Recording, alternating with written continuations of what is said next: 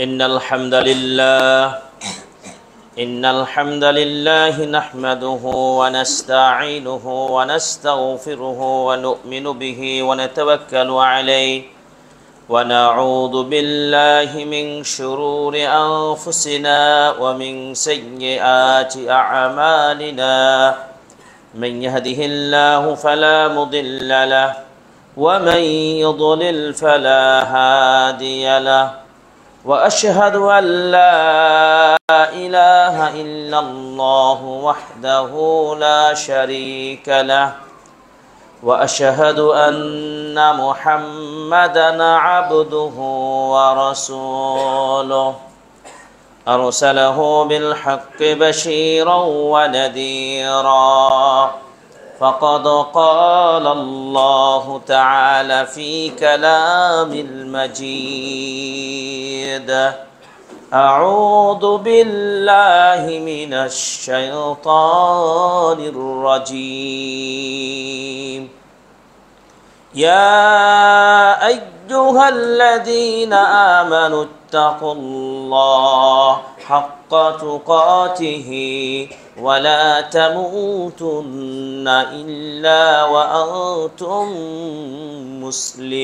مسلمون يا أيها الذين آمنوا اتقوا الله وقولوا قولا سديدا يصلح لكم أعمالكم ويغفر لكم ذنوبكم ومن يطع الله ورسوله فقد فاز فوزا عظيما أما بعد فإن خير الحديث كتاب الله وخير الهدي هدي محمد صلى الله عليه وسلم وشر الأمور محدثاتها وكل محدثة بدعة وكل بدعة ضلالة وكل ضلالة في النار وبعد فاعوذ بالله من الشيطان الرجيم بسم الله الرحمن الرحيم وسارعوا إلى مغفرة من ربكم وجنة وقال الله تعالى في موضع آخر يا أيها الذين آمنوا كتب عليكم الصيام كما كتب على الذين من قبلكم لعلكم تتقون যাবতীয় প্রশংসা একমাত্র আল্লাহ সুবহানাহু ওয়া তাআলার জন্য যে রব্বুল আলামিন আজকে 2025 সালের পবিত্র মাহে রমাদান মাসের প্রথম জুমা আজকে সমবেত হওয়ার এবং এই বিশাল নিয়ামতপূর্ণ রমাদান মাস পাওয়ার সুযোগ করে দিয়েছেন সেই মহান আল্লাহ সুবহানাহু ওয়া তাআলার অসংখ্য প্রশংসা জ্ঞাপন করছি আলহামদুলিল্লাহ।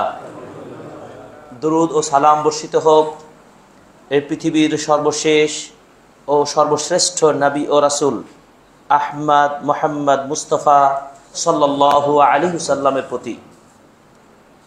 প্রিয় মুসাল্লিয়ান ইকরাম, শুরুতেই স্মরণ করে দিতে চাই, হে আল্লাহর বান্দাগণ, আল্লাহ তাআলা আমাকে ও আপনাদেরকে সকল ইবাদতের মূল লক্ষ্য তাকওয়া, আমাদেরকে তাকওয়া আল্লাহ রাব্বুল আলামিন যেন দান করেন এবং আমরা তা অর্জন করতে পারি। আল্লাহ আমাদের তৌফিক দান করুন, আমিন।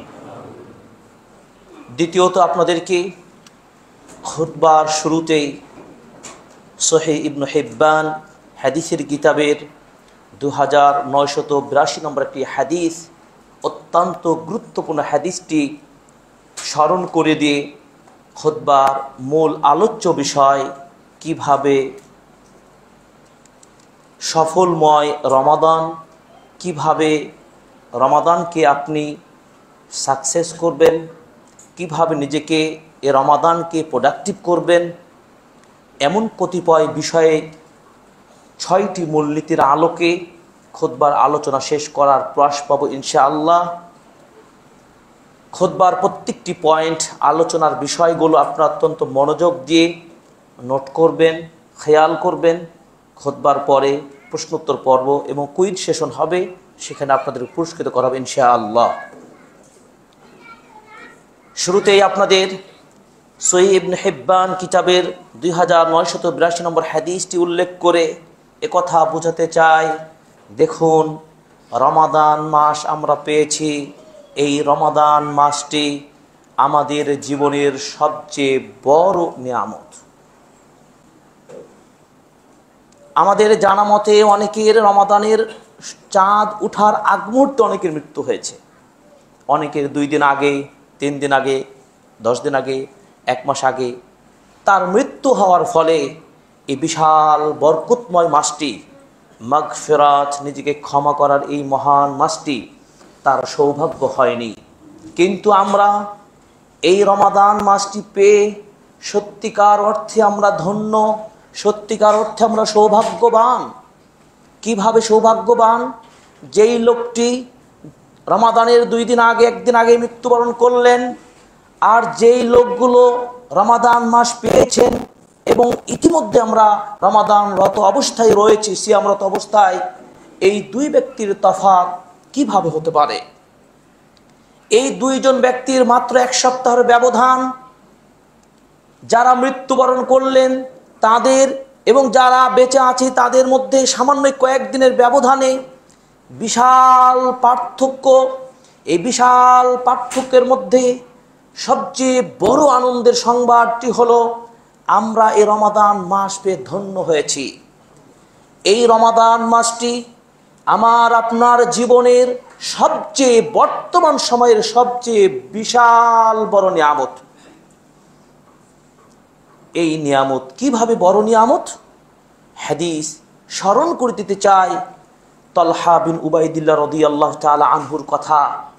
তিনি হাদিসটি বর্ণনা করে বলছেন, আন্না রাজুলাইনি কদামা আলা রাসূলিল্লাহি সাল্লাল্লাহু আলাইহি সাল্লাম, 2 জন ব্যক্তি আল্লাহর নবী সাল্লাল্লাহু আলাইহি সাল্লাম নিকট আগমন করলেন। তারা 2 জনই ছিলেন প্রাথমিক যুগের ইসলাম গ্রহণকারী বিশেষ ব্যক্তি, কিন্তু তাদের ইসলামটা ছিল পরিপূর্ণ ইসলাম।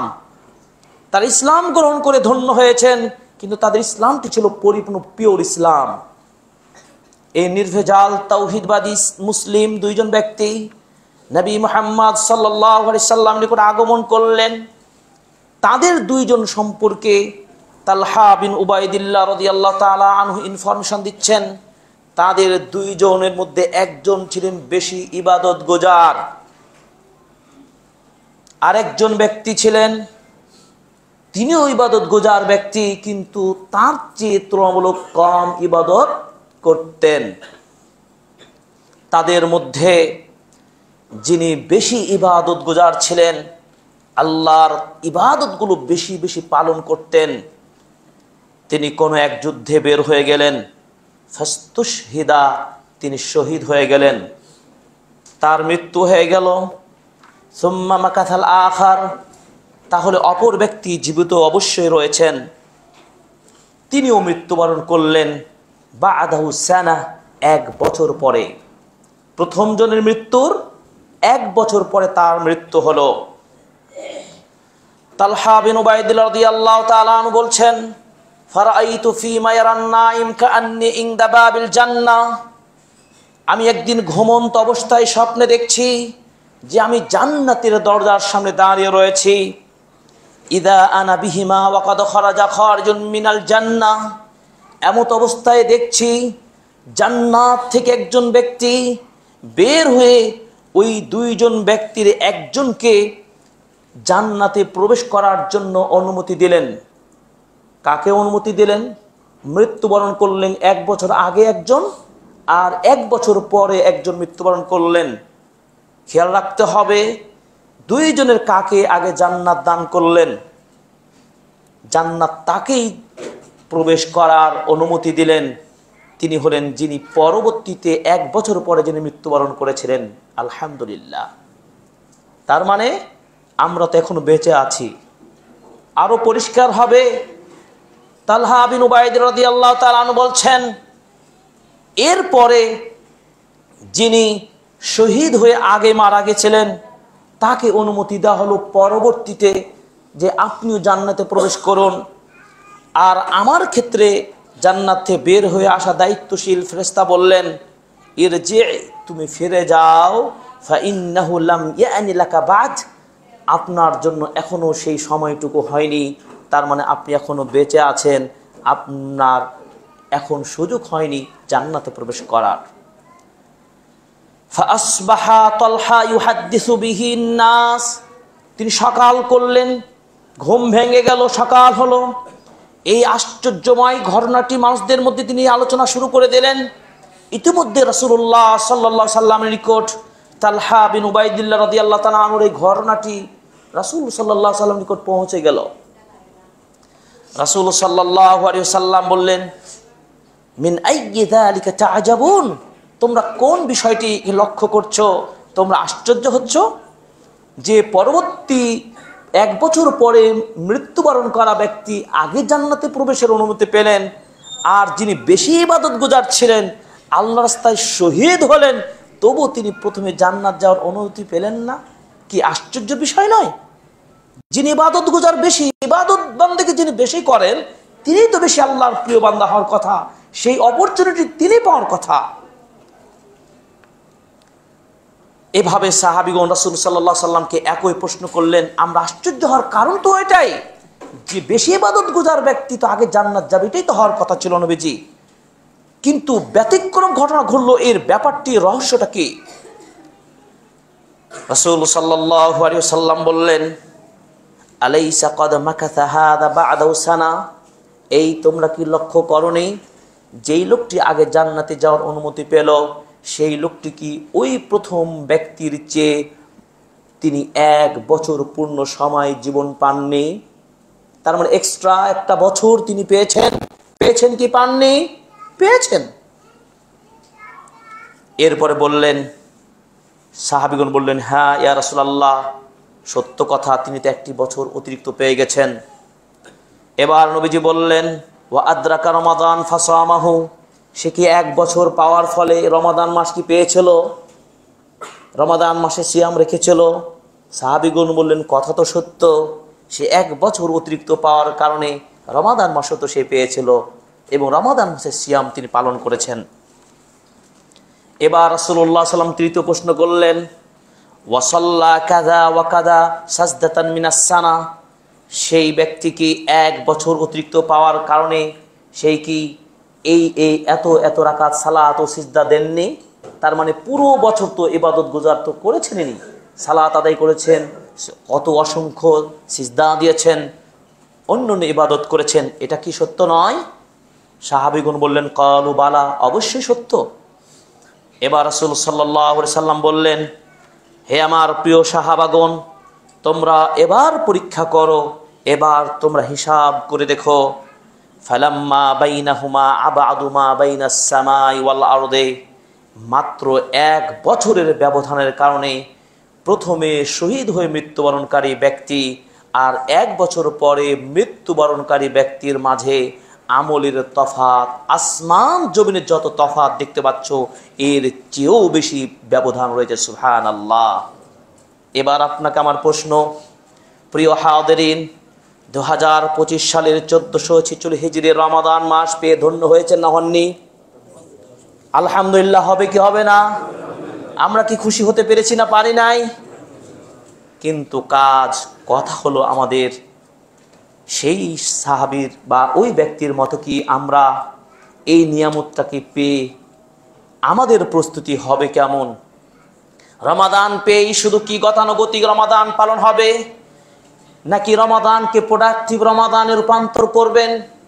একটি কথা বারবার আপনাকে রিমাইন্ডার দিতে হবে, ওয়াহাদ্দিস নাফসাকা, আপনার হৃদয়ের মাঝে এই মেসেজটি বারবার অ্যালার্মিং হতে থাকবে।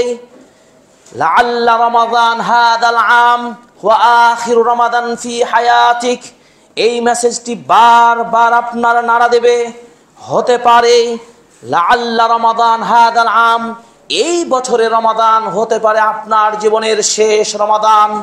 আগামীতে আর হয়তো রমাদান পাবেন কি পাবেন না এর কোনো নিশ্চয়তা নেই। যেমনভাবে ওই ইবাদত গুজার ব্যক্তিটিও 1 বছর সিয়াম পালন করেছেন, 1 বছর পূর্ণ ইবাদত করেছেন, 1 বছর অসংখ্য সালাত আদায় করেছেন, এরপরে মৃত্যুবরণ করেছেন, তার কেমন ঈমান ছিল, কেমন তার তওবা ছিল, কেমন তার ইবাদত ছিল, জিহাদ করে শহীদ হওয়া ইবাদত গুজার পাওয়ারফুল ব্যক্তির চেয়েও তিনি জান্নাতে আগে যেতে পারলেন, এমন কি আমাদের সুযোগ হতে পারে না? এই জন্য বারবার এই মেসেজটুকু আপনার অন্তরে বারবার নাড়া দিতে হবে। হতে পারে আমার এই বছর রমাদান শেষ রমাদান। এই মেসেজ যদি আমি বুঝতে পারি তাহলে রমাদানকে আপনি প্রোডাক্টিভ রমাদান করতে পারবেন। এই জন্য খুতবার আজকের মূল টপিকটি হলো কাইফা তাস্তাসমিরু শাহর রমাদান, কিভাবে রমাদানকে ফলপ্রসূ রমাদান করবে। বছরে অনেক রমাদান অতিবাহিত করেছেন, আমিও করেছি, আপনারা করেছেন, কিন্তু সেই সফল রমাদান কাটাতে পেরেছেন কি পারেননি, আপনি আর সুযোগ মিস করবেন না। এই রমাদান আপনাকে সেই ফলপ্রসূ সাকসেসফুলি রমাদান আপনাকে কাটাতে হবে। এই শিক্ষা, এই চেতনা বৃদ্ধি করার লক্ষ্যেই আজকের খুতবার এই বিষয়। 6টি বিষয়ের আলোকে, 6টি পয়েন্টের আলোকে আপনাকে বোঝানোর চেষ্টা করব কিভাবে রমাদানকে আপনি ফলপ্রসূ রমাদান করবেন। সেই পলিসিগুলো আপনাকে নোট ডাউন করতে হবে এবং আপনাকে সিদ্ধান্ত নিতে হবে এই রমাদানে আমি আল্লাহর প্রিয় বান্দা হয়ে মহান আল্লাহর সাক্ষাতে পেয়ে ধন্য হতে চাই। আল্লাহ আমাদের কবুল করুন, আমিন। আল্লাহ আমাদেরকে সেই তৌফিক দান করুন, আমিন। মনে রাখতে হবে আমরা এভাবে 1 দিন 2 দিন করে সময় চলে যাচ্ছে। আমরা কেউ ইবাদতে ব্যস্ত, কেউ কোরআন তেলাওয়াতে ব্যস্ত, কেউ আমরা ব্যবসা বাণিজ্য নিয়ে ব্যস্ত, বিভিন্ন জন বিভিন্ন বিষয় নিয়ে ব্যস্ত হয়েছি। কিন্তু মনে রাখতে হবে রমাদান এমন একটি মাসে আপনি রয়েছেন। রাসূল সাল্লাল্লাহু আলাইহি সাল্লাম বলছেন, ইদা কানাত আউয়ালু লাইলাতিন মিন রমাদান, রমাদান মাসের প্রথম দিন রাত্রি যখন শুরু হয়ে যায়, আল্লাহ তাআলা রমাদানের এই সুন্দর বরকতময় মাসের মাহাত্ম্য মর্যাদার দিকে লক্ষ্য করেই, সায়েমদের কল্যাণের দিকে খেয়াল রেখেই, এই সুযোগটা বছরে 1 মাস দেওয়ার লক্ষ্য করেই মহান রব্বুল আলামিন রমাদান মাসকে স্পেশালিভাবে বিশেষভাবে প্রস্তুত তিনি করেছেন। কিভাবে? সুফিদাতিশ শায়াতিন, তিনি সকল শয়তানদেরকে আটকে রাখেন।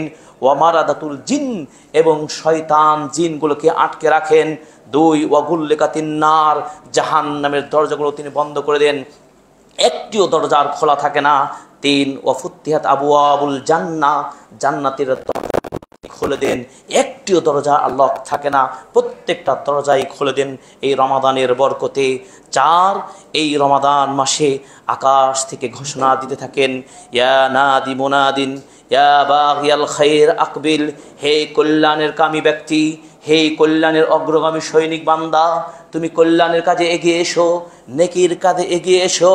এভাবে বলতে থাকে, ইয়া বাগিয়াশ শার আকসির, হে অকল্যাণের পথেই পাপের কাজে এগিয়ে যাওয়া ব্যক্তি, নিজেকে আটকে রাখো, আর পাপ করা যাবে না, নিজেকে দমন করো। এবং 5 নম্বর হলো যে আল্লাহ রাসূল বলছেন, ওয়ালিল্লাহি উতাকাউ মিনান নার ওয়া যালিকা ফি কুল্লি লাইলাতিন, আল্লাহ রাব্বুল আলামিন রমাদান মাসে এই বিশাল সুযোগটা রেখেছেন। প্রতি রাতে আল্লাহ রাব্বুল আলামিন তার জাহান্নামী বান্দাদেরকে, বহু সংখ্যক বান্দাকে মুক্ত ঘোষণা করেন। সুবহানাল্লাহ। তাহলে আমি কি মিস করতে চাই? আমি কি বলতে পারি আগামীতে সুযোগটা নেব, এবছর আর হলো না, 6-7টি সিয়াম চলে গেল, 6 দিন সিয়াম চলে গেল, 5টি সিয়াম চলে গেছে, আমার প্রস্তুতি এবছর ভালো নাই, আগামী বছর ভালো প্রস্তুতি নেব, এই সুযোগ গ্যারান্টি কেউ দিতে পারবে? নো। এজন্য এই মুহূর্তে মহান রবের দরবারে দোয়া করছি, আল্লাহ আমাদের নারী, শিশু, যুবক, যুবতী, পুরুষ, নর নারী সকলকে আল্লাহ, মুসলিম মুমিনাদেরকে, মুমিনদেরকে আল্লাহ, এই পুরো রমাদান মাসকে, আমাদের সুযোগটাকে আল্লাহ তুমি পরিপূর্ণভাবে সম্পূর্ণ করার শক্তি তৌফিক দান করুন, আমিন। এই জন্য আমাদেরকে মনে রাখতে হবে এই রমাদান যেহেতু বিশাল অফার এর মাস, এই মাসটিকে প্রোডাক্টিভ করার জন্য আপনাকে বসে থাকা চলবে না, আপনাকে সফল হতে হলে আপনাকে কাজ করতে হবে। এই জন্য মুফাসসিরগণ বলছেন ওই উলাইকা আলা হুদাম মির রাব্বিহিম ওয়া উলাইকা হুমুল মুফলিহুন, তারাই হেদায়েতের উপর রয়েছে, তারাই তাদের রবের পথে রয়েছে, আর তারাই তো সফল। কাদের কথা বলা হলো? সূরাতুল বাকারার প্রথম পৃষ্ঠাটা পড়ে দেখুন, তাদের কথাই বললেন তারাই সফল, যারা কাজে বিশ্বাসী, আমলে বিশ্বাসী। আমল ও কাজ, এই কাজগুলো যারা পরিপূর্ণভাবে প্রপার ওয়ে আদায় করতে পারবে, তাদের ব্যাপারে কিন্তু সফলতার কথা বলেছেন। কোরআনের প্রতিটি আয়াতকে আপনি গবেষণা করে দেখুন, যেখানেই সফলতার কথা বলা হয়েছে সেখানেই কাজ করার কথা বলা হয়েছে। কাজ ছাড়া, হার্ডওয়ার্কিং ছাড়া কখনোই কোনো ব্যক্তি সফল ব্যবসায়ী হতে পারে নাই, সফল ছাত্র হতে পারে নাই, সফল সার্থক নেতা হতেও পারে নাই। কাজ করতে হবে। তো রবের পথে পেয়ে মুক্তিপ্রাপ্ত বান্দা তারা, যাদের ব্যাপারে আল্লাহ বাকারা সূরার শুরুতেই বললেন আল্লাযীনা ইউমিনুনা বিল গায়ব ওয়া ইউকিমুনাস সালাহ ওয়া ইউতুনাজ যাকাহ ওয়া ইনফিকুনা ফি সাবিলিল্লাহ। এইভাবে তো আল্লাহ তাআলা বলেছেন, তাই না?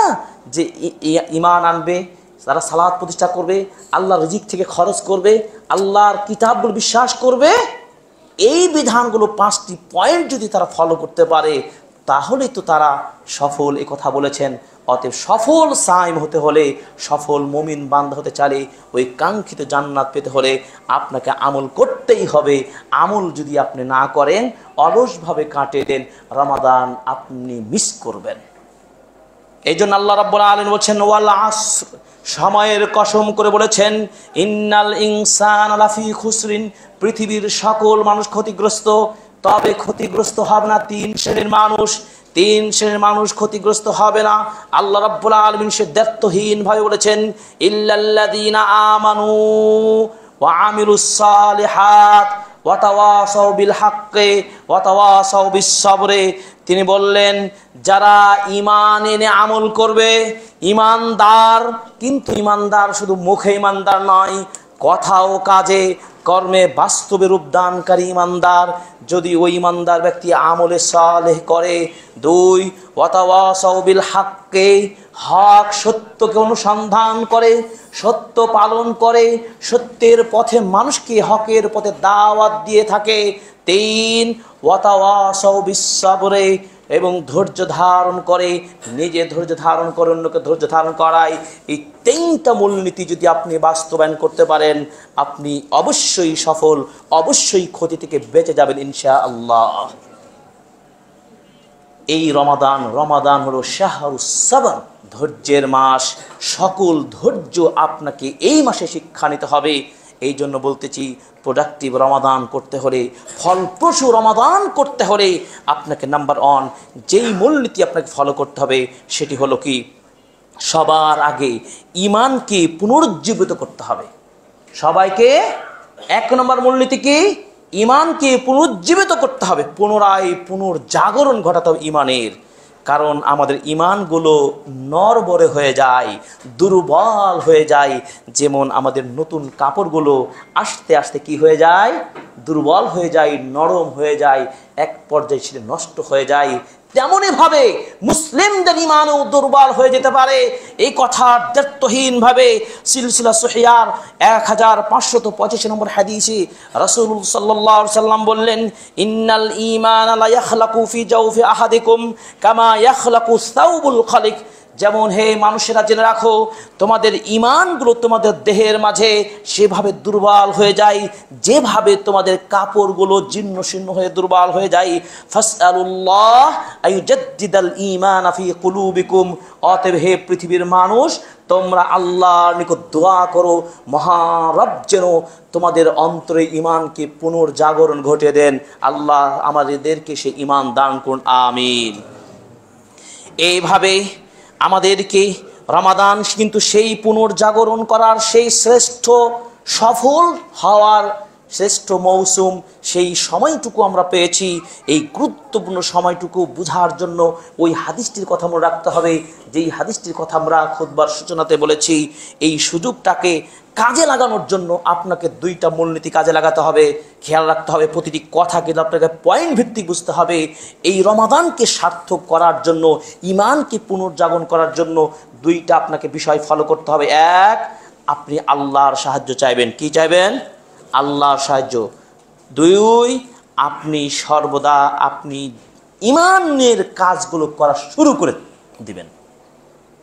আপনি যদি শুধু দোয়া করেন, আল্লাহ আমাকে ঈমান বাড়িয়ে দাও, আমাকে ক্ষমা করো, আমাকে তাকওয়া দাও, ঘুমিয়ে থেকো, বসে থাকো, বাজারে থেকো, রাস্তায় থেকে থেকে এই কথা বলো, আর কোনো কাজ করবে না, কোশ্চিন কালেও ঘরে বসে থেকে রিজিক পাওয়া যাবে না, মসজিদের কর্নারে বসে থেকে আপনি তাহাজ্জুদ পড়লেন, ইবাদত করবেন, আপনি কোরআন তেলাওয়াত করলেন, সব করলেন, কিন্তু আপনি রিজিকের জন্য আপনি যদি কাজে না যান, আপনার কর্মক্ষেত্রে যদি না যান, ঘরে মসজিদের কর্নারে বসে খাবার পাওয়া যাবে না। পেতে পারেন হয়তো 1 দিন, 2 দিন, 4 দিন, 10 দিন মেহমানদারি হতে পারে, কিন্তু পরবর্তীতে আপনাকে কেউ মেহমানি করবে না, কেউ আপনাকে খেতেও দিবে না। এত দুনিয়া পাগল নয়, এত দুনিয়ার সিস্টেমটা আল্লাহ এত সহজভাবে সাজিয়েছেন, আপনি ভুল বুঝেন কেন? আল্লাহ তাআলা বলছেন কি, ফাইদা কুদিয়াতিস সালাত ফান্তাশিরু ফিল আরদ, সালাত যখন ডাক দেওয়া হবে চলে এসো, আল্লাহর ইবাদত পালন করে মসজিদ থেকে বের হয়ে তুমি তোমার কর্মক্ষেত্রে ছড়িয়ে যাও। আবার যখন ডাক দেওয়া হবে আবার ছুটে এসো। এটি হলো ইসলামের নীতি, এটাই চমৎকার নীতি। জীবিকা উপার্জন আপনাকে হালাল উপায় করতে হবে। এই উদাহরণগুলো দিয়ে বোঝাতে চাচ্ছি, আপনি ইমানকে পুনর্জাগরণ করার জন্য শুধু আল্লাহর সাহায্য চেয়ে বসে থাকলে হবে না। লা ইয়াতি ইল্লা বিমাউনাতিন মিনাল্লাহ, আল্লাহর সাহায্য ছাড়া আপনি সুযোগ পাবেন না। টু ইরাদাতু মিনকা, তোমার ইচ্ছা, সংকল্প, শক্তিকে ইনভেস্ট ছাড়া। তার মানে দুইটা আপনাকে লাগবে। এই দুইটি যদি আপনি করতে পারেন, তাহলে আল্লাহ আপনাকে পথ সহজ করে দিবেন। কিভাবে সহজ করবেন? একটি হাদিস আপনাকে স্মরণ করে দিতে চাই, সহিহ বুখারীর হাদিসটি আপনাকে বলতে চাই, যে ৭৪০৫ নম্বর হাদিস। রাসূল সাল্লাল্লাহু আলাইহি সাল্লাম বলেছেন, আল্লাহ রাব্বুল আলামিন বলেন হাদিসে কুদসি, ইযা তাকাররাবাল আবদু ইলাইয়া শিবরান, কোনো বান্দা যদি আমি আল্লাহ আমার দিকে যদি 1 বিঘত এগিয়ে আসে, আমি মহান আল্লাহ ওই বান্দার দিকে তাকাররাবতু ইলাইহি দিরাআন, আমি 1 হাত এগিয়ে যাই। আমার বান্দা যদি ওয়াইদা তাকাররাবা মিন্নি দিরাআন, আমার বান্দা যদি আমার দিকে 1 গজে এগিয়ে আসে, আমি আল্লাহ তার দিকে 2 গজ এগিয়ে আসি, 2 হাত 2 বাহু আমি তার দিকে এগিয়ে আসি। এরপরে আল্লাহ রাসূল বলছেন, আল্লাহর বাণী, ওয়াইদা আতানি মাশিয়ান, আমার বান্দা যদি আমার নিকট হেঁটে হেঁটে আসে, আমি আল্লাহ আতাইতুহু হারওয়ালাতান, আমি আল্লাহ দৌড় দিয়ে তার নিকট যাই। বলুন সুবহানাল্লাহ। তাহলে কি করতে হবে? স্টার্ট নাও, এই বাটনে ক্লিক করতে হবে, স্টার্ট নাও। আমরা ইন্টারনেটে সব সফটওয়্যার অ্যাপসগুলো দেখতে পাই। আপনি যদি এই অফারটা পেতে চান, এখনই বাটনে ক্লিক করুন, আপনি অফার পেয়ে যাবেন। কি, আমরা তো একটা পাগলও বুঝি, দুনিয়ার একটু সামান্য কিছু বেনিফিট পাওয়ার জন্য স্টার্ট নাও ক্লিক করতে মুহূর্তের মধ্যে আর বিলম্ব করি না। কারণ আপনি জানেন স্টার্ট নাও করলে আপনি হয়তো বা $500 পেয়ে যাবেন, অথবা 500 রিয়াল, অথবা 500 টাকা, অথবা 5 টাকা পাওয়ার জন্য স্টার্ট নাও করতে বিলম্ব করি না। অতএব পুনর্জীবিত করতে হবে, পুনরায় পুনর্গঠিত করতে হবে আমাদের ইমানকে। ইমান কি করতে হবে? আগে রমাদানকে প্রোডাক্টিভ করতে হবে, পুনর্জাগরণ ঘটাতে হবে, ইমানি পুনর্জাগরণ। এটি যদি করতে পারেন, মহান রব আপনাকে সুযোগ করে দিবেন। দলিল সূরা গাফিরের 60 নম্বর আয়াতে আল্লাহ পাক বলছেন, উদউনি আস্তাজিব লাকুম, হে পৃথিবীর আমার বান্দাগণ, তোমরা আমাকে ডাকো, আমি তোমাদের ডাকে সাড়া দেব।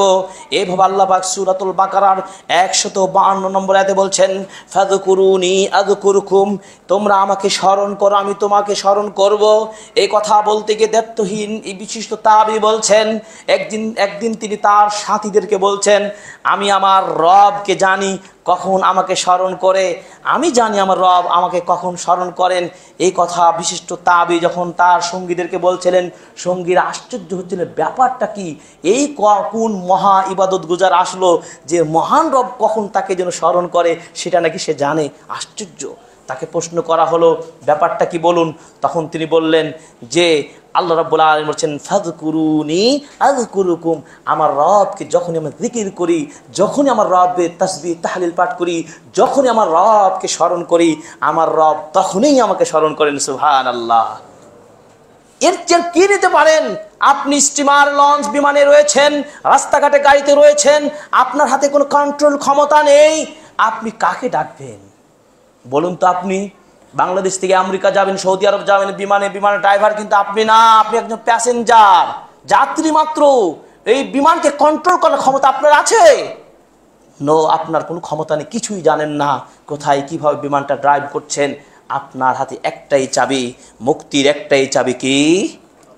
আদ-দুআ ইলাল্লাহ, আল্লাহর নিকট দোয়া কর। আল্লাহ, তোমার নাম নিয়ে সফর শুরু করছি, তসবিহ তাহলিল পাঠ করছি, তোমার উপর ভরসা, আল্লাহ নিরাপদে গন্তব্যে পৌঁছে দাও। এটাই হলো আমাদের মুমিনদের সবচেয়ে বড় অস্ত্র, হলো সিলাহুল মুমিন আদ-দুআ। মুমিনের সবচেয়ে বড় অস্ত্র হলো দোয়া। অতএব এই দোয়া মানে জিকির, আজকার, মহান রবকে সর্বদা স্মরণে রাখলে পৃথিবীর কোনো শক্তি আপনাকে দুর্বল করতে পারবে না, পৃথিবীর কোনো বিপদ আপনাকে দুর্বল করে নষ্ট করতে পারবে না। অতএব রমাদানকে, এই মূল্যবান রমাদানকে কোনো ক্ষতি, অলসতা আপনাকে টাচ করতে পারবে না। আপনি হবেন সফল সায়েম ইনশাআল্লাহ। এই জন্য তো অবশ্যই আমাদের উচিত আমাদের অন্তরগুলোকে, হৃদয়গুলোকে এমন কোমল করা, এমন হৃদয়কে এত স্বচ্ছ করে তোলা যেন আমি মহান রবের সাক্ষাৎটা পাই, মহান রবের সাক্ষাৎকে পাওয়ার প্রত্যাশা করি। রাসূল সাল্লাল্লাহু আলাইহি ওয়াসাল্লাম বলছেন, ফারহাতান, দুইটা আনন্দের সংবাদ রয়েছে কার? সায়েমের জন্য। দুইটা ওয়াক্ত, একটা হচ্ছে ইন্দা ইফতিরিহি, ইফতার করার সময় যখন সাইম ইফতার করে তখন আনন্দে আত্মহারা হয়ে যায়। পুরো দিন খাওয়া পিনা থেকে বিরত থাকার পরে যখন ইফতার করে কি একটা মজা অনুভব করে। এরপরে বান্দা যখন আমার সাথে সিয়াম রাখার ফলে আমার সাথে সাক্ষাৎ করবে, এই তখন তার আনন্দে আত্মহারা হয়ে যাবে। এর চেয়ে বেশি আনন্দ হওয়ার কোনো সুযোগ থাকবে না। সিয়াম আপনি সেভাবে রাখুন, সিয়াম রাখার ফলে যেন আপনি মহানবের সাক্ষাৎ পেয়ে যান। যেই রবকে ভয় করার জন্য সিয়াম পালন করছেন, যে রবকে খুশি করার জন্য আপনি সেই শুভে সাদিক সকাল থেকে নিয়ে সূর্যাস্ত যাওয়া পর্যন্ত খাওয়া পিনা নিষিদ্ধ সব কাজ আপনি বর্জন করতে পেরেছেন, সেই আল্লাহ আপনাকে প্রাইজ দিবেন, নিজ হাতে দিবেন। বলুন সুবহানাল্লাহ। কারণ রাসূল সাল্লাল্লাহু আলাইহি ওয়াসাল্লাম বলছেন, আল্লাহ রাব্বুল আলামিন বলছেন, আস-সাওমু লি ওয়া আনা আজজি বিহি, বান্দা সিয়াম রেখেছে আমার জন্য, অতএব এই প্রাইজটা আমি নিজ হাতে দেব। সুবহানাল্লাহ। চিন্তা করতে পারেন, মহান রব নিজে দিবেন। এই জন্য দেখুন, এই জন্য আল্লাহ তাআলা বলছেন সূরাতুত তাহার 84 নম্বর আয়াতে বলছেন, ওয়া আজিলতু ইলাইকা রাব্বি লিতারদা, আমি খুব তাড়াহুড়া করছি আল্লাহ তোমার সাক্ষাৎ পাওয়ার জন্য, অতএব তুমি যেন খুশি হয়ে যাও। এই তাড়াহুড়া মানে কি? নো লেট, স্টার্ট নাও বলিনি একটু আগে? কোনো সংশয় চলবে না, মুহূর্তে এখনই তওবা আপনাকে করতে হবে, এখনই আপনাকে শুরু করতে হবে, খুব তাড়াহুড়া করতে হবে। কিভাবে আমার রবের আমি সাক্ষাৎ পেতে পারি? কি আল্লাহ সাক্ষাৎ পেতে চাই না? সাক্ষাতের অপেক্ষা আমরা করি না? আমরা কার জন্য সিয়াম রাখছি, কার জন্য সালাত আদায় করছি? আমার রবের সাক্ষাৎ পাওয়ার জন্য, আমার রবকে সন্তুষ্টি করার জন্য।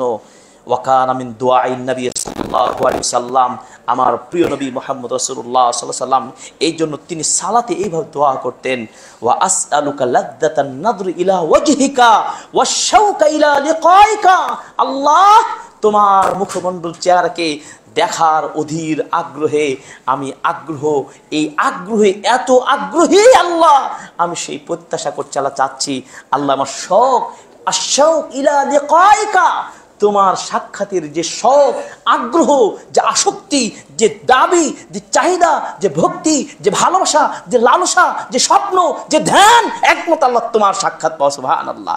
কে করতেন এই দোয়া? নবীজি মুহাম্মদ সাল্লাল্লাহু আলাইহি ওয়াসাল্লাম। ওয়াকাল ইবনুল কাইয়িম রাহিমাহুল্লাহ, ইবনুল কাইয়িম বিশিষ্ট ইমাম, 751 হিজরিতে মৃত্যুবরণ করেছেন।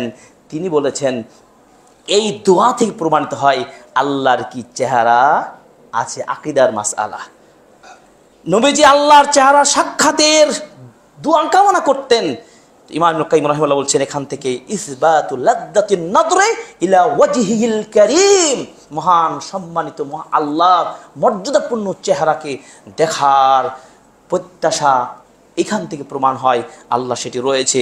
অনেকে বলে থাকেন জাহেল সমাজ, আকীদার জ্ঞান নেই, তারা বলেন আল্লাহর নিরাকার।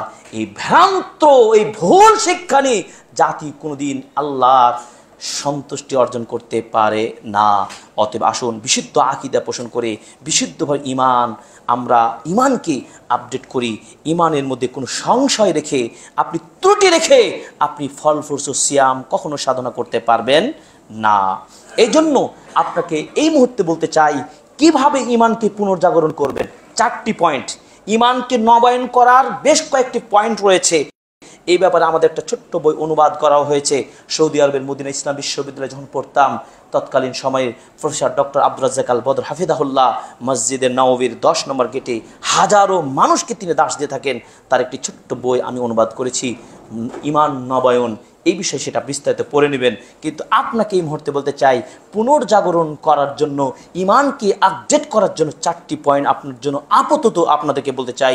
নাম্বার 1, মুতালাআতুকা আসমাইল্লাহিল হুসনা, আল্লাহ সুন্দর সুন্দর নামগুলো নিয়ে স্টাডি করুন। এই জায়গায় ব্যর্থতা আমাদের, পড়াশোনা করতে চাই না। আপনাকে হয়তো লেকচার দিয়ে কিছু ধারণা দিতে পারি, কিন্তু আপনার পেট পূর্ণ করতে আমরা পারবো না। আপনি আজকে থেকেই বাজারে বই সংগ্রহ করুন, বিশুদ্ধ সই বই, কিন্তু আবার বিশুদ্ধ বই সংগ্রহ করে আল্লাহর নামগুলো স্টাডি করুন। কেন রাজ্জাক? রাজ্জাক কে? মান হুয়া রাজ্জাক? বুঝেন নাই? মান হুয়াল খালিক, মান হুয়ার রহমান আর রহিম।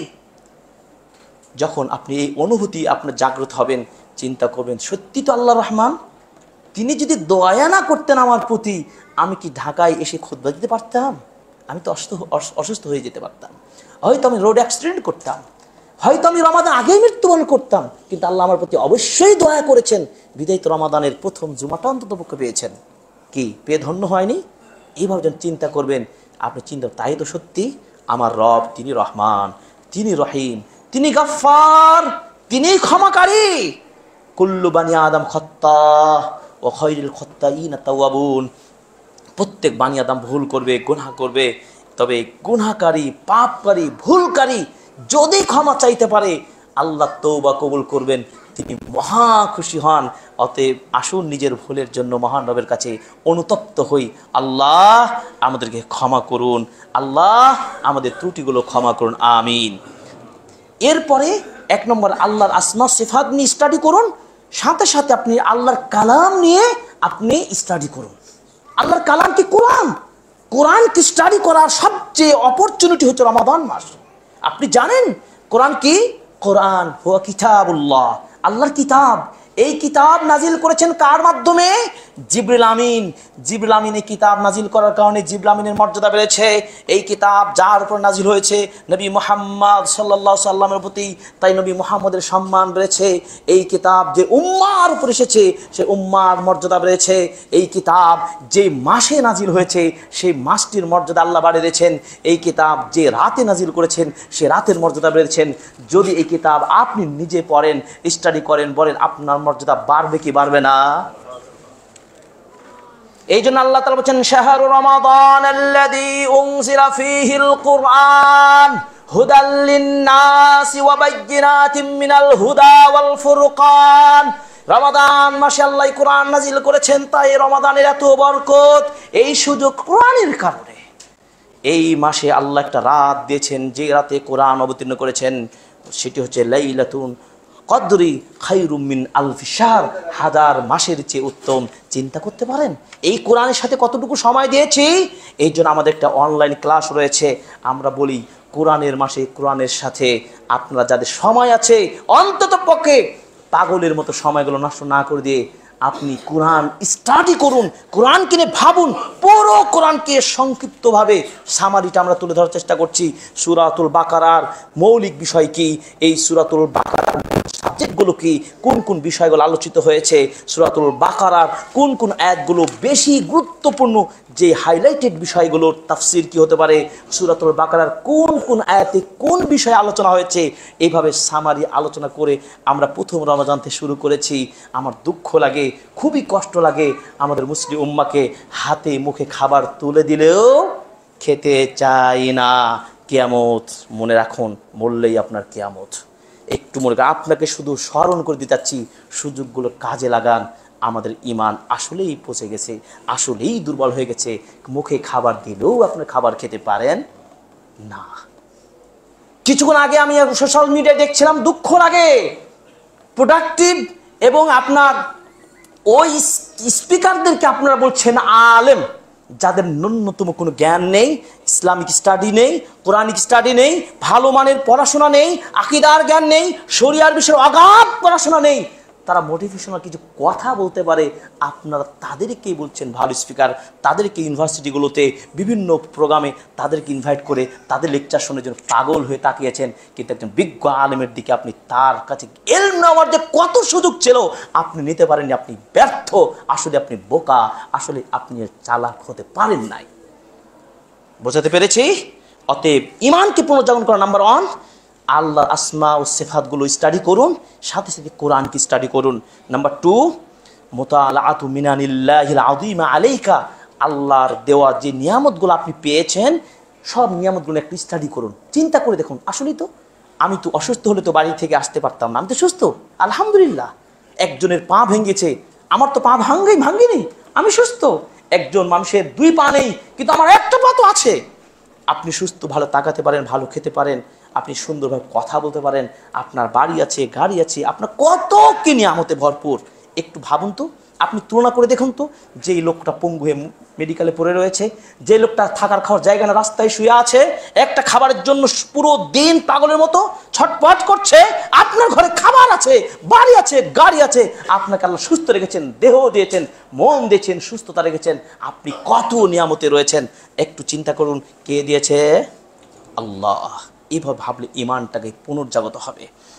নাম্বার 3, আপনি বিগত রমাদানের যে ছুটে গেছে যে প্রবলেমগুলো, আপনি তো অবশ্যই আপনি জানেন যে আপনি বিগত রমাদানকে কিভাবে কাটিয়েছেন, যে ত্রুটিগুলো ছিল, যে ঘাটতিগুলো ছিল, সেগুলো আপনি আজকে সার্চ করুন। আমি গত রমাদানে আমার একটু গ্যাপ ছিল, গত রমাদানে আমি কোরআন এক খতম দিতে পারিনি, আমি গত রমাদানে আমি পুরো তারাবিও পড়তে পারিনি, গত রমাদানে আমি কোরআনের দার্সে বসতে পারিনি, গত রমাদানে ইসলামিক 2-4টা বইও পড়তে পারিনি, গত রমাদানে আমি কিছু দান খায়রাত সেভাবেও করতে পারিনি। হয়তো কিছু করেছি, কাজের মতো কাজ চালিয়ে নিয়েছি, কিন্তু উপযুক্ত দান করতে পারিনি। এভাবে আপনি ত্রুটিগুলো বিগত রমাদানকে আপনি সার্চ করুন এবং সেটাকে আপনি সংশোধন করার জন্য আপনি এই বছরে অ্যাপ্লাই করুন। আপনার ঈমান বাড়বে না বাড়বে না? বাড়বে। নাম্বার 4, আপনি চিন্তা করুন, আমার সাথে আমার সঙ্গী ছিল আব্দুর রহমান, খালেদ, অমুক আঙ্কেল, অমুক মুরব্বী, তাদেরকে দেখতাম মাশাআল্লাহ তাহাজ্জুদ পড়তেন, শুধু কতিপয়, শুধু তারাবি পড়ে হবে না, একটু মনে রাখবেন, কিন্তু শুধু মনে করবেন যে তারাবি পড়লাম খুব সুপার লেভেলে, খুব ভালো তারাবি পড়লাম 30 দিন, কিন্তু কিয়ামুল লাইল বলেন, জিকির আজকার বলেন, কোরআন তেলাওয়াত বলেন, আরো অন্যান্য কাজগুলো করেন না।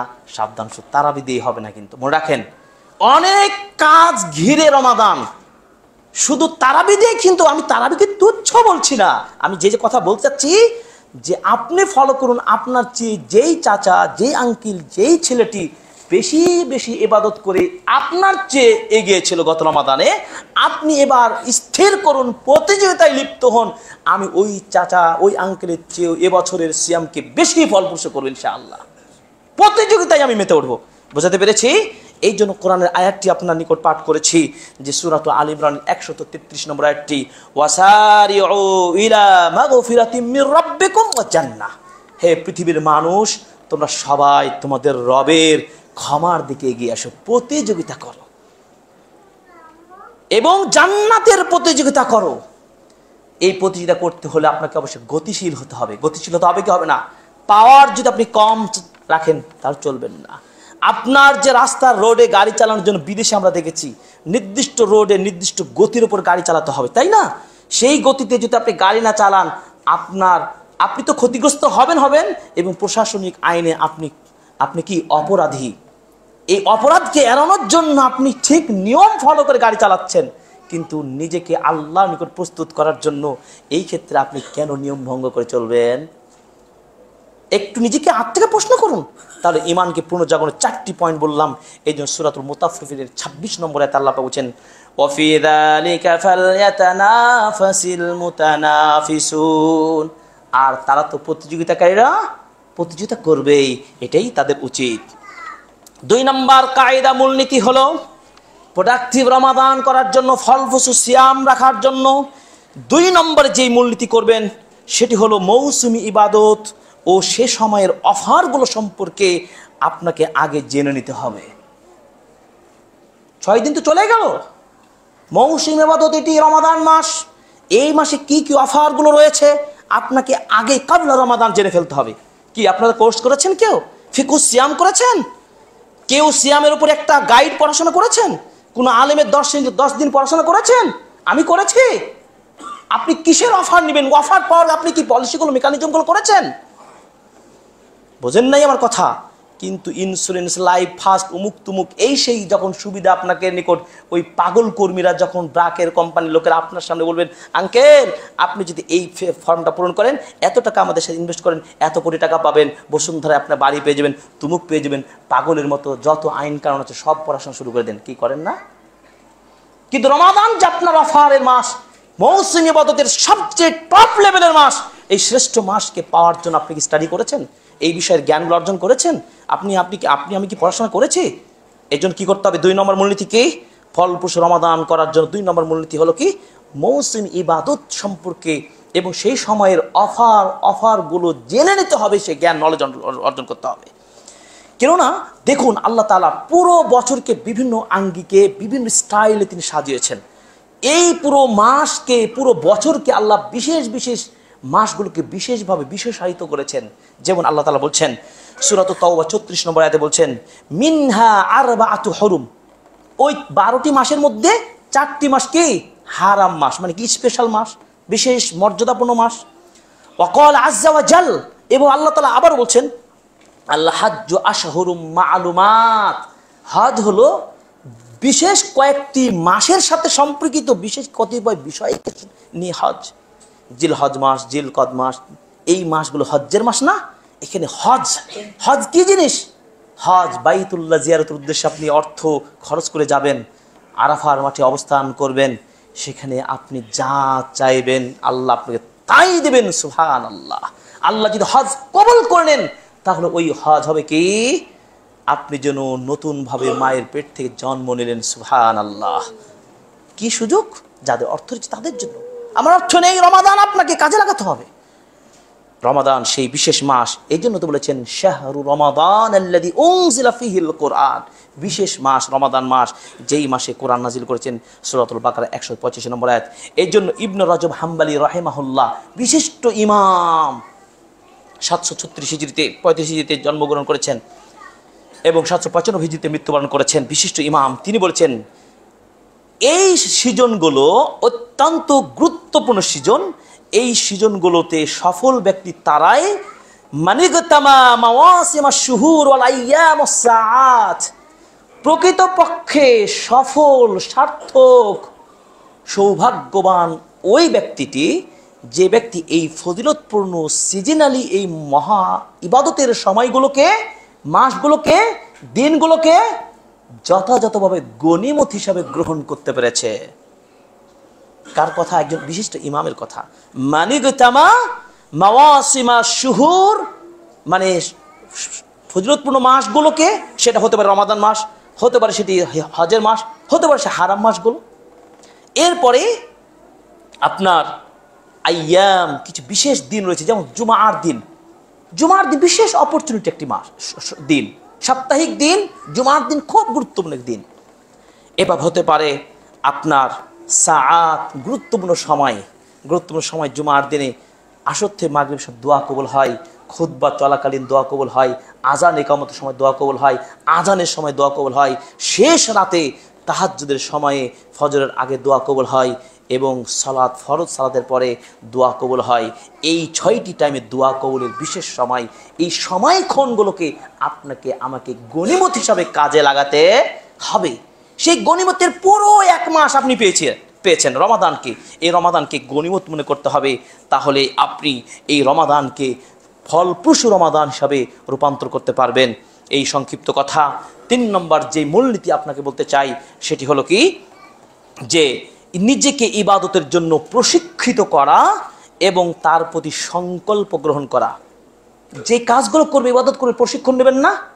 আপনি একজন মিলিটারি, একটা আর্মি, একজন র্যাব, একটা পুলিশ, আপনি একটা আইনজীবী, প্রত্যেকটা পেশাদারী মানুষকে, এই সমস্ত পেশার সব লোককে, একজন টিচারকে পর্যন্ত কি ট্রেনিং নিতে হয় কি হয় না?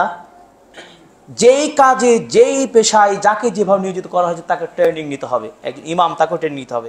আমি খতিব, আমাকে ট্রেনিং নিতে হবে। আপনি একজন ব্যবসায়িক, আপনি ব্যবসায়িক বিজনেস পলিসি নিয়ে আপনাকে ট্রেনিং নিতে হবে। প্রত্যেকটা বিষয় আপনার ট্রেনিং নিতে হবে। তাই ওই কাজের আগেই আপনি বিশেষ ট্রেনিং নিতে হবে। তো রমাদানকে প্রোডাক্টিভ রমাদান কাজে লাগানোর জন্য আপনি করবেন কি, আগে আপনি ট্রেনিং গ্রহণ করবেন, প্রশিক্ষণ নেবেন।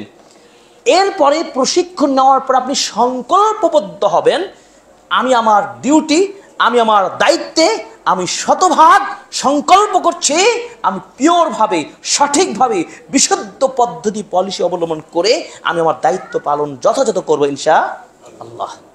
বুঝতে পেরেছি? এইভাবে যদি আপনি করতে পারেন তাহলে আপনি হবেন সেরা সফল একজন সাইম। দৃষ্টান্ত দেখুন, এই যে রমাদান মাসের ট্রেনিং কি, রমাদান মাসের ট্রেনিং কি? ট্রেনিং নেন আমাদের নবীর নিকট থেকে। ট্রেনিং এর একমাত্র প্রশিক্ষক কে? মুহাম্মদ রাসূলুল্লাহ সাল্লাল্লাহু আলাইহি ওয়াসাল্লাম। আম্মা জান মা আয়েশা রাদিয়াল্লাহু তাআলা আনহা বলছেন, রাসূল সাল্লাল্লাহু আলাইহি ওয়াসাল্লাম ফাইন্নাহু কানা ইয়াসুবু শাআবান কুল্লাহ, নবীজি শাবান মাসের জন্য পুরো মাসের সিয়াম রাখতেন। কেন সিয়াম রাখতেন? রমাদানের আগের মাসটা কি শাবান মাস, এই মাসে বেশি বেশি সিয়াম রাখতেন নবীজি। এটা প্রশিক্ষণের জন্য রাখতেন, যেহেতু অফারের চূড়ান্ত শ্রেষ্ঠ মাস রমাদান আসবে, অতএব তার আগে আমি ট্রেনিংটা নিয়ে ফেলি। আমার নবী যদি ট্রেনিং নিতেন, আমার সাহাবীগণ নিতেন, আমি আপনি কয়জন ট্রেনিং নিয়েছি, কয়টা সিয়াম রেখেছি? আয়েশা রাদিয়াল্লাহু তাআলা আনহার বক্তব্য। এভাবে আয়েশা, রাসূল সাল্লাল্লাহু আলাইহি সাল্লামের আমল দেখুন। ইদা কামা মিনাল লাইলি লিউসাল্লি ইফতাতাহা সালাতুহু বিরাকাতাইন খাফিফাতাইন। রাসূল সাল্লাল্লাহু আলাইহি সাল্লাম যখন রাতে সালাতে উঠতেন, তিনি খুব হালকা করে 2 রাকাত আগে সালাত আদায় করে নিতেন। কারণ কি? কারণ কি? ইমাম শাতিবী রাহিমাহুল্লাহ তার মুওয়াফাকাত কিতাবে বলছেন, এই যে হালকা করে 2 রাকাত সালাত আদায় করতেন কেন? ওই যে তাহাজ্জুদের আরো বাকি সালাতগুলো আদায় করার আগে একটা ট্রায়াল করে নিতেন, মানে কি প্রশিক্ষণ মূলক তিনি 2 রাকাত সালাত আদায় করতেন, ওটাও ইবাদত। এইগুলো থেকে ইমাম শাতিবীর ব্যাখ্যা, তিনি বলছেন যে এই 2 রাকাত হালকা করে সালাত আদায় করে নেওয়ার মানে তিনি যেহেতু আরো কিছু সালাত আদায় করবেন, তার আগে তিনি কি প্রশিক্ষণটা। আমরা একটা গাড়ি চালাচ্ছি, ইঞ্জিনটাকে একটু নড়াচড়া করি না, একটু স্টার্ট দিয়ে দেখি না, কেন করে? ড্রাইভার চেক করে কেন?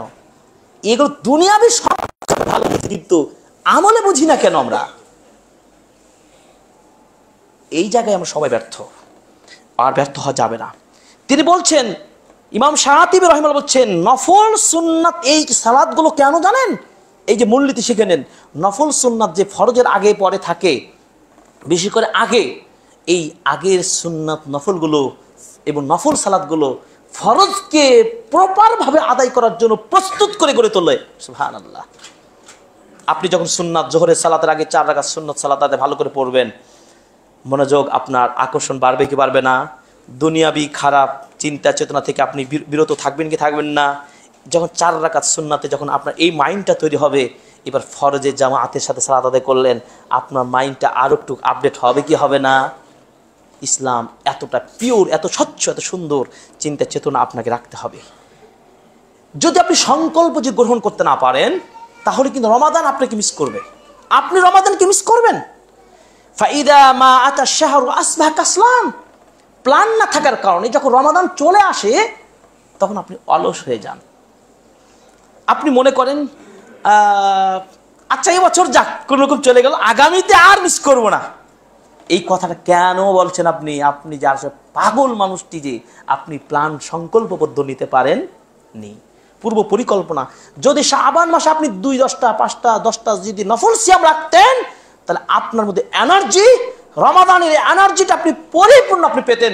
কোনো বাধা কেউ দিতে পারত না, কোনো ঘুম, কোনো অলসতা, গাফলাতি আপনাকে টাচ করতে পারত না। এই কথাগুলো আপনাকে মনে রাখতে হবে। এই জন্য সূরা তাওবার 46 নম্বর আয়াত, খুব মনে রেখে তাফসীরগুলো পড়বেন। আমি আয়াত নম্বর বলে দিচ্ছি। 46 নম্বর আয়াতে কি বলা হচ্ছে? ফাসাব্বাতাহুম ওয়া কিলা কুউদু মাআল কায়িদিন। আল্লাহ তাআলা তাদেরকে স্থির করে দিলেন, স্লো করে দিলেন, আর বলে দিলেন তোমরা যারা বসে থাকা অলস ব্যক্তিদের সাথে তোমরা বসে থাকো। এই আয়াতের ব্যাখ্যা কি? আমি স্টাডি করতে গিয়ে কোরআন খুলে দেখলাম, তাফসীর করে দেখলাম, সূরা তাওবার আগে পিছনে আয়াতগুলো পড়া শুরু করলাম।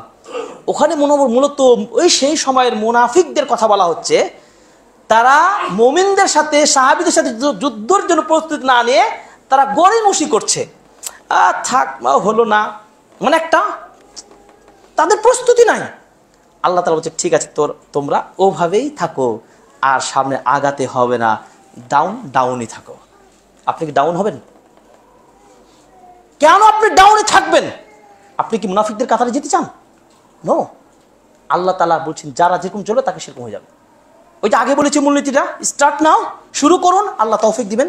1 হাত আসলে আল্লাহ 2 হাত আসবে, পরিষ্কার কথা। এরপরে আয়াতে বলছেন ওয়ালাউ আরাদুল খুরুজ লাআদ্দু লাহু উদ্দাহ। 46 নম্বর সূরা তাওবা। তারা যদি সত্যিকারের যুদ্ধে যাওয়ার নিয়ত করত, তাহলে অবশ্যই যুদ্ধের তারা ট্রেনিং ও প্রশিক্ষণ নিত। তাদের আর গাফলাতি তাদেরকে আর টাচ করতে পারত না। তাদের সরঞ্জাম, যুদ্ধ, অস্ত্র সবকিছু নিয়ে তারা রেডি হতো, কিন্তু কারণ তারা তো প্রস্তুতি নেয়নি। আপনি কি সেই কাতারে যেতে চান? আল্লাহু আকবার।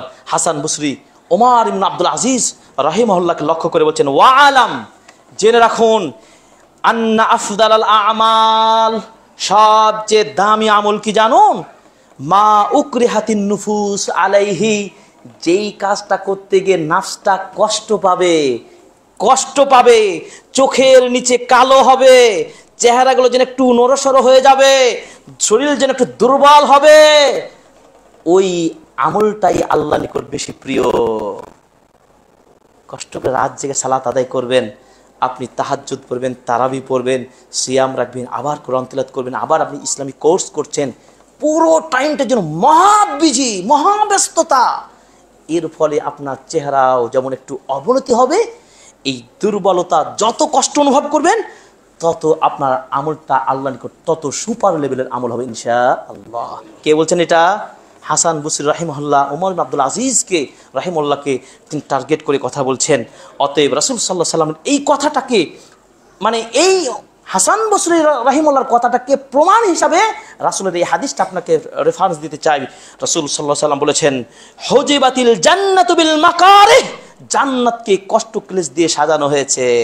ওয়াকালান নবী সাল্লাল্লাহু আলাইহি ওয়াসাল্লাম হুফফাতিল জান্নাতু বিল মাকারিহ, জান্নাত এত সহজ নয়। জান্নাতকে পাওয়ার জন্য আপনাকে কিছু এই কষ্ট, কাঠিন্য, এই দুর্বলতা, কষ্ট, ত্যাগ স্বীকার করেই জান্নাতকে পেতে হবে।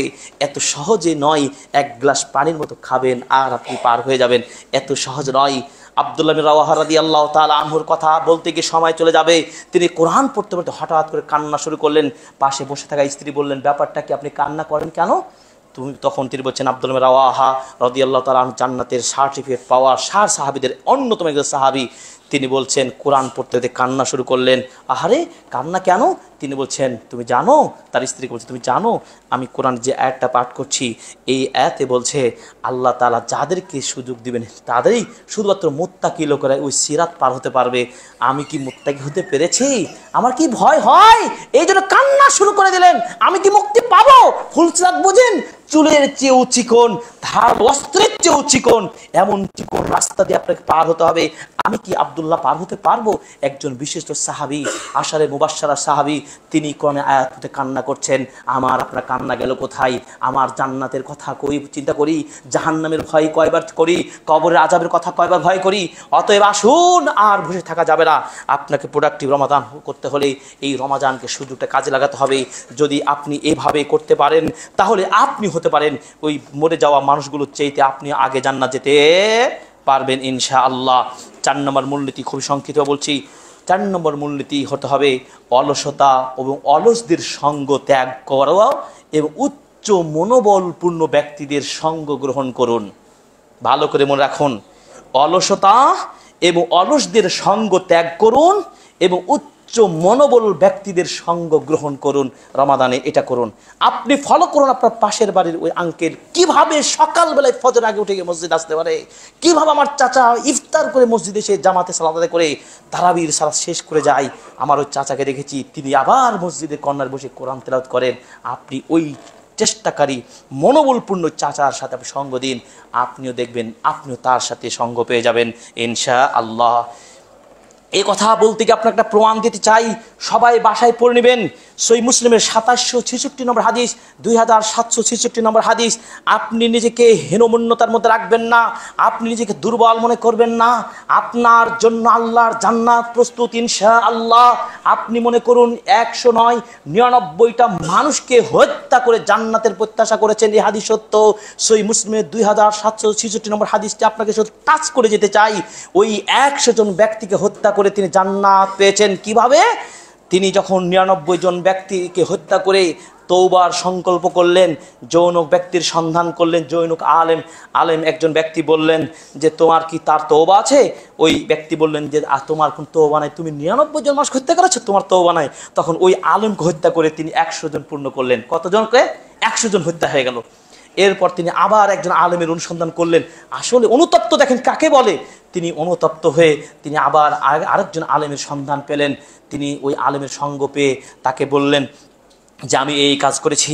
আলেম ব্যক্তি তাকে পরামর্শ দিয়ে বললেন যে ক্বালা লাহুর রাজুল আলিম ওয়া মান ইয়াহুলু বাইনাহু ওয়া বাইনাত তাওবা, কে পৃথিবীর শক্তি আছে ওই ব্যক্তির তওবার মাঝে, কে তাকে বাধা দিতে পারবে?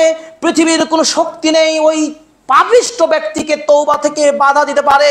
বাধা দেওয়ার কেউ নেই।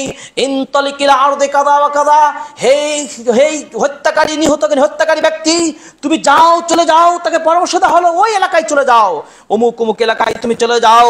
ফা ইন্না বিহা, কেননা সেখানে বিহা উনাসুন, সেখানে এমন কিছু মানুষ রয়েছে, হতে পারে দুয়ারি পাড়া, হতে পারে আর কোনো জায়গায়। একটা উদাহরণস্বরূপ বুঝে নেন, ইয়াবুদুন আল্লাহ, সেখানে তারা কিছু সংখ্যক লোক রয়েছে, তারা আল্লাহর ইবাদতে ব্যস্ত।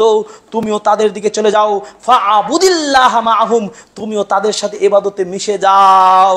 ওয়ালা তারজি ইলা আরদিকা, তুমি তোমার এলাকায় আর ব্যাক করার চিন্তা করো না, কারণ তোমার এলাকাটাই পাপিষ্ঠ এলাকা, তুমি সেখানে পাপ করেছো, সেখানে যে ফিরে আসা আবার পাপ করবে। অতএব তুমি হিজরত করে তুমি চলে যাও। ওই লোকটা যাওয়া শুরু করে দিল। যেতে যেতে যেতে যেতে যেতে রাস্তার প্রতিমধ্যে মাঝামাঝি মিডিল পর্যায়ে এসে তার মৃত্যু ঘনিয়ে আসলো। মৃত্যু যখন সন্নিকট হয়ে গেল, 2 ধরনের ফেরেশতা তাকে নিয়ে এখন শুরু হয়ে গেল বাদানুবাদ শুরু হয়ে গেল। আযাব দানকারী ফেরেশতা বলছেন এর তো শাস্তি হবে, এ তো আত্মা ভালো নয়, এ তো 100 জন মানুষকে হত্যা করেছে, অতএব জাহান্নামে তাকে দিতে হবে।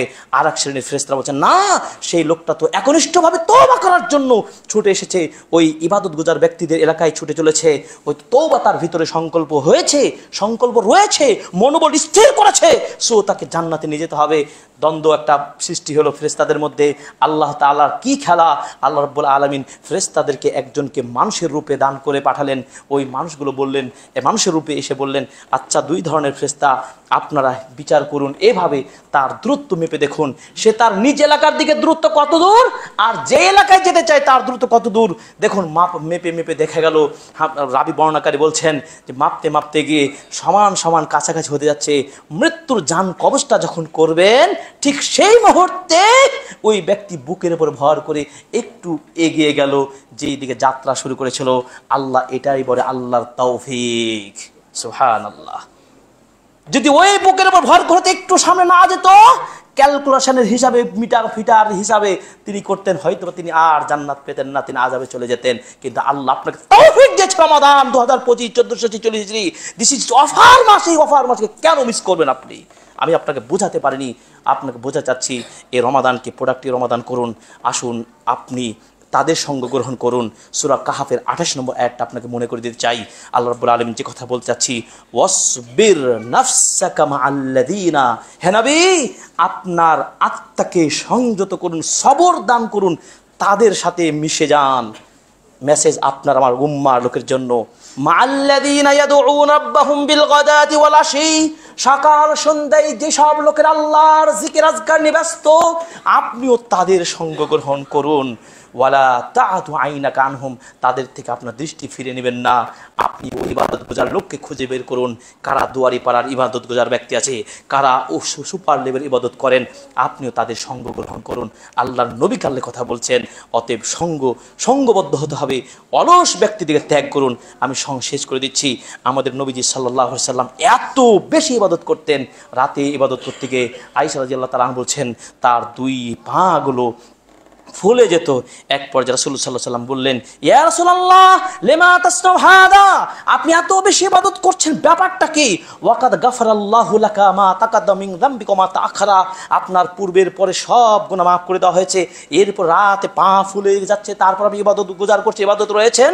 ক্বালা রাসূলুল্লাহ সাল্লাল্লাহু আলাইহি ওয়াসাল্লাম বলছেন, আফালা উহিব্বা আন নাকুনা আবদান শাকুরা, আমি কি আল্লাহর কৃতজ্ঞশীল বান্দা হওয়াকে পছন্দ মনে করি না?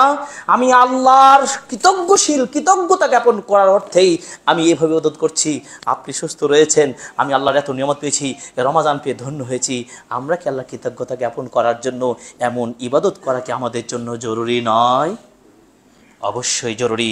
প্রিয় হাজিরিন, আসুন আমরা এমন ইবাদত করি। আবু হাজিম রাহিমাহুল্লাহ তিনি বলতেন, আল্লাহুম্মা, হে আল্লাহ, ইন্নাকা তাআলামু আন্না আনযুরু ইলা যায়েদ, হে আল্লাহ তুমি জানো আমি যায়েদের দিকে যখনই তাকাতাম, ভালো করে শুনেন, আবু হাজিম তিনি বলছেন, হে আল্লাহ তুমি ভালো করে জানো আমি যখনই যায়েদের চেহারার দিকে তাকাতাম, ওয়া আযকুরু বিন নাযরি ইলাইহিল কুওয়া, আর যখনই তার চেহারার দিকে তাকাতাম তখনই যেন আমার ইবাদতের একটা স্পৃহা জাগ্রত হতো। সুবহানাল্লাহ। তার মানে কি, যে কথা হলো বারবার বলছিলাম, ওই চাচার দিকে লক্ষ্য করুন, ওই যুবকটা দিয়ে লক্ষ্য করুন যে লোকটা সুপার লেভেলে ইবাদত করে, তার ওই যুবক হন ওয়াশাবুন নাশা ফি ইবাদাতিল্লাহ, ওই যুবক এমন ইবাদত গুজার যুবক, যেই যুবক যৌবনকালে ইবাদত করতে পারে 7 শ্রেণীর বিশেষ ছায়া পাবে, তার যুবক আল্লাহর বিশেষ ছায়া পাবেন। সুবহানাল্লাহ। তার ব্যক্তিকে দেখে আপনি কি করলেন? আপনি স্পৃহা বাড়বে। আপনাকে 4 নম্বর মূলনীতি বলছিলাম। 5 নম্বর মূলনীতি কি? তোমার মানে আপনার সমস্ত দোষ গুনাহের যে তালিকাগুলো করতে হবে, আপনার জীবনে যে ভুলগুলো করেছেন প্রিভিয়াস মান্থগুলোতে আপনি কি করেছেন, যে অপরাধ করেছেন, অন্যায় করেছেন, আপনি খাতা লিস্ট করুন, এই অপরাধ ইত্যাদি ইত্যাদি রয়েছে। আপনি চিন্তা করেছেন কখনো রমাদান আগে আপনি নিজেকে পাপ মুক্ত করতে পারেন নাই, অতএব আপনি লিস্ট করে ফেলুন। অপর পৃষ্ঠায় আপনি লিস্ট করে ফেলুন যে আপনি কোন কোন কাজগুলো আপনি করবেন, আমলগুলো করবেন, এই ভালো আমল একটা তালিকা করে ফেলুন। এই চিকিৎসা নিতে থাকুন। কারণ একটা হাদিস আপনাকে বলে দিতে চাই, সহিহ বুখারী হাদিস, ইন্নাল মুমিন ইয়ারা যুনুবাহু, একজন মুমিনের চিন্তা এমন হবে, একজন মুমিন তার পাপকে এত ভারী মনে করে, যেমন ভাবে তিনি যেন কান্নাহু কায়দুন তাহাতা জাবালিন, একটা পাহাড়ের নিচে বসে আছে।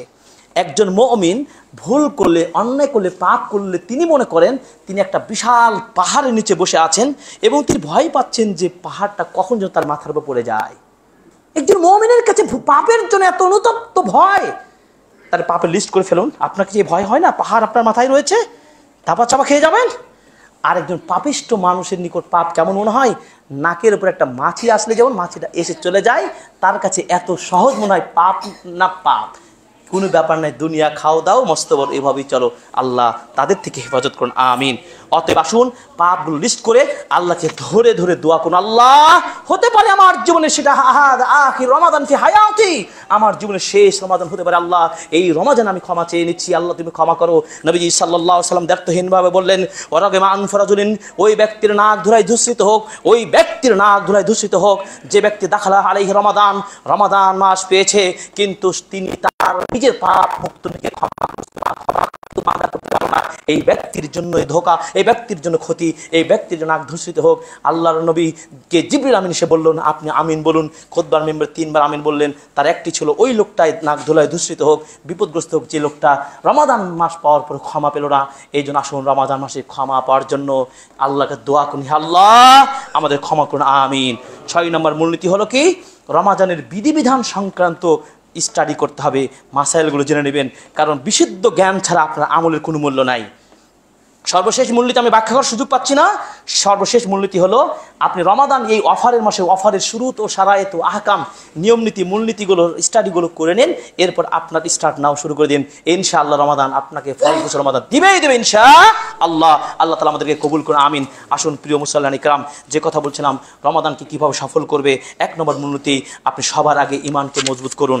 2 নম্বর মূলনীতি হলো কি, মৌসুমি ইবাদত সম্পর্কে আপনি জ্ঞান অর্জন করুন এবং সেই অফারগুলো আপনি জেনে নিন। 3 নম্বর নিজেকে ইবাদতের জন্য প্রশিক্ষিত গড়ে তুলুন এবং ইবাদতের সংকল্পবদ্ধ হন। 4 নম্বর হলো আপনি অলসতা ও অলসদের ত্যাগ সঙ্গ বর্জন করে ত্যাগী মানুষদের, ইমানদারদের তাদের আমলকারীদের আপনি সঙ্গ গ্রহণ করুন।